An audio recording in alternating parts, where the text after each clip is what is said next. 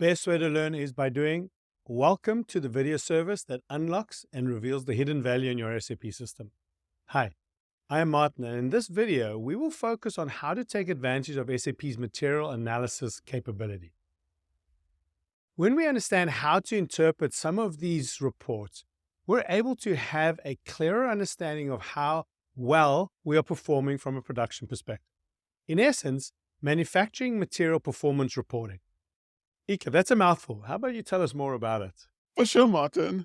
Material analysis is a powerful feature when used correctly to focus on improvements from a material perspective.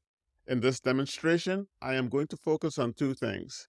One, provide an understanding of how material analysis report works, and two, identify which materials to focus on and apply critical thinking so we can understand and mitigate availability challenges. The intent here is to use transaction MCP5 to perform material analysis for produced materials. So here we are, going to the menu. It's logistics, production, shop floor control, shop floor information system, standard analysis, and here we have MCP5 material. So let's double click on that.